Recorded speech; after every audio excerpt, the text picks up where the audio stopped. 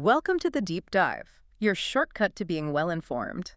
Today, we're jumping back into the fascinating world of Shihab al-Din Yahya ibn Habash Suhrawardi. That's right, the founder of Illuminationist philosophy. And this is episode 6 of our 13-part deep dive into his really groundbreaking ideas. And just as a reminder, for this series, we're relying heavily on the Marifat audio conversations. These feature two really brilliant Iranian philosophers, Dr. Ibrahim Dinani and Dr. Ismail Manzouri Larijani. Their insights are, well, they're invaluable for this. Absolutely. They give us a unique window into Suhrawardi's thinking. Now, before we get really stuck in, just a quick heads up. This is essentially a translation and reproduction of those conversations. We're doing our best to be accurate, of course. But translating philosophy is tricky. Exactly. So some concepts, maybe some nuances, might not come across perfectly. We appreciate your understanding there. Our main goal is to share the core ideas. And their impact, which is huge. Okay, so Suhrawardi himself. His life story is quite moving, actually. He was martyred very young, maybe 36, 38 years old, in Aleppo. Yeah, and traditionally he's often called Sheikh al-Maktul. Which means the slain master. Right. But our sources, Dr. Dinani and Dr. Larijani, they make a really strong case for a different title. Sheikh al-Shahid. The martyr master. Yes. And it's not just semantics. Shahid implies an act of sacrifice. It points to his incredible commitment to divine wisdom, to truth, even when it cost him his life. That really shifts the perspective, doesn't it? It's not just something that happened to him. Precisely. It wasn't passive victimhood. His death becomes, in a way, the ultimate expression of his philosophy, an act of dedication. Elevating him, like you said, from victim to a testament to his own wisdom, a complete integration of his life and thought. Exactly. His end was as significant as his life's work. And what's so captivating is how Suhrawardi used, well, seemingly simple stories to illustrate these huge philosophical concepts. Little allegories with immense depth. Yeah, and today we're going to unpack one of those from a smaller work called Luqman al-Moran. It translates to the language of the ants. Sounds unassuming, right? Totally. But this story, it reveals so much about his views on perception, reality, knowledge, what it actually means to be wise. Okay, so let's get into it. This story from Luqman al-Moran, it sets up this conflict, a really fundamental one. Between who? Between bats, kafash al-mashai, creatures of the night, and a chameleon harba. And the text specifically calls the chameleon a sun worshiper. Ah, so right there, the symbolism is laid out. Absolutely. It's inherent in their natures. Bats hate light. They thrive in darkness. The chameleon, conversely, loves and seeks the light. Their opposition isn't just random. It's core to who they are. A symbol for light versus darkness, knowledge versus ignorance. Exactly that. It's this eternal conflict played out by these creatures. So what happens in the story? Well, the story goes that the bats, operating under the cover of night, their home turf, basically, they manage to capture the chameleon. Oh, poor chameleon. They drag it into their dark cave, their abode, and then they start deliberating. They want to figure out the absolute worst punishment they can inflict. And given their nature. You guessed it. They decide, unanimously, that the ultimate torture for this sun worshiper must be the thing they find most unbearable. Sunlight. So they think they're condemning it to agony. They do. They haul it out and throw it into the bright, blinding rays of the sun. And here comes the twist, I assume. The big one. For the chameleon, the sunlight isn't torture at all. It's the complete opposite.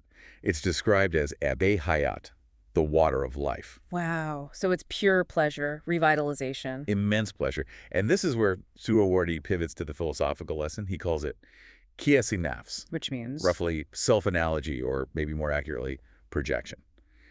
The bats are trapped in their own world, their own darkness. They just assume that what terrifies them must terrify everything else. So they project their reality onto the chameleon. Perfectly put. And it's such a powerful comment on, well, us. Humans do this constantly, don't we? We project our desires, our fears, our whole way of seeing things onto others, assuming our little subjective world is the universal standard. It reminds me, our sources mention a Rumi story too, something similar. Yeah, the parrot.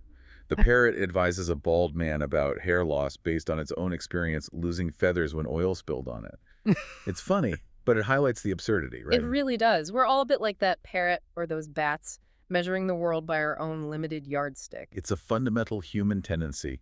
But Suhrawardi takes it further. This bat and chameleon story isn't just about psychological projection. It's bigger. Much bigger. Yeah. It taps into that ancient idea of the cosmic war between Nur and Zulmat, light and darkness. Which you mentioned he revived, the Hikmat Khusrani, the ancient Persian wisdom. Exactly. And critically, he saw this as complementing, not contradicting, Islam. He was deeply immersed in the Quran. Think about verses like, Allah is the light of the heavens and the earth. Or he brings them out from darknesses into the light. Precisely. So this light-darkness theme is central to his Islamic framework, too. Okay, so when he talks about darkness, zulmat, is it a thing in itself, like an active force, or is it just no light? That's a key question. For Suhrawardi, darkness is essentially the absence of light. Light is the active principle. It dispels darkness. Darkness only gets to be when light withdraws. Like switching off a light bulb, the darkness doesn't rush in, the light just ceases to be there. A good analogy. We see it physically, day and night. But he argues it's the same internally, within our minds, our souls. So bringing it back to us, this external clash mirrors an internal one. Definitely. It's the inner war between knowledge, akal or ilm, intellect, science, which he equates with light, and ignorance, yal, which is darkness. Is all ignorance the same in his view? No, he makes an important distinction. There's what you might call innocent ignorance. Yeah. Being born not knowing things, but being open to learning, capable of assent. That's natural. The starting point for everyone. Right. But then there's compound ignorance. Yal-murakab. That's not knowing, and not knowing that you don't know, and often being stubbornly attached to that state of not knowing. Like the bats. They were utterly convinced they knew what was best or worst for the chameleon. Exactly. They embodied that dangerous, self-assured ignorance. A true seeker of knowledge, on the other hand, is never satisfied, never thinks they've arrived. They constantly echo that prayer. Rabbi Zidni Elma, my Lord, increase me in knowledge. This idea of perspective completely flipping reality, it connects back to the chameleon finding life in what was meant as torture. And you mentioned martyrdom. Yes, the parallels are profound. Think of Hussein Mansour Ahalaj's famous cry, Utluni yatikati ina fikwatli hayati. Kill me, my trustworthy friends, for in my killing is my life. Those who carry out the execution think they're inflicting the ultimate suffering. They do, but for the saint, the martyr, that moment of death is actually the ultimate union with the divine. It's profound joy, true and eternal life. Like the Quranic verse says, do not consider those killed in the cause of Allah as dead. Rather, they are alive with their Lord. Receiving provision, rejoicing. Verse 2.154. It's a complete inversion of the worldly perspective. Our sources mentioned Imam Hussein, Hamza, figures for whom that final moment was one of ascent, of celebration, not defeat. It's a radically different way of seeing death. And it connects to the pleasure of knowing, too. Abu Sulaiman Durrani apparently said something like, if the ignorant only knew the joy that Gnostics find in marifat, deep knowing, they would die of sorrow. So the highest pleasure isn't worldly, it's this profound connection to truth. That's the idea, this deep, direct knowing. And this ties right into why Suhrawardi talked about Hikmat, wisdom, rather than just falsafa philosophy. Okay, what was the distinction for him? Why Hikmat? Well, Hikmat for him was more holistic, more integrated. It's rooted in the Quranic understanding of God as al-Hakim, the all-wise. It wasn't just about abstract thought. It had two vital dimensions. Which were? First, ikam. This means firmness, precision, solidity. True wisdom isn't vague. It needs rigorous logic, rational investigation. It has to be rock solid, reflecting the perfection of its divine source. So intellectual rigor is absolutely essential. No fuzzy thinking allowed. None. But then crucially, the second dimension, practical embodiment. True wisdom, true hikmat, has to be lived. It's not enough just to know it. Not at all. A hakim, a truly wise person, embodies that wisdom. Their actions, their character, their whole being aligns with their understanding. Knowing becomes being. That's a profound integration, and this leads to his most famous idea, right? The primacy of light. As-salat al-nur, yes. Yeah. This is really core Suhrawardi.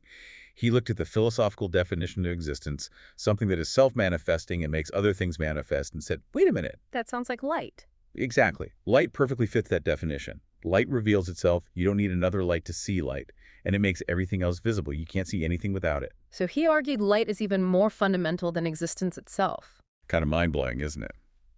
He argued that light is the absolute precondition for anything to appear, to manifest.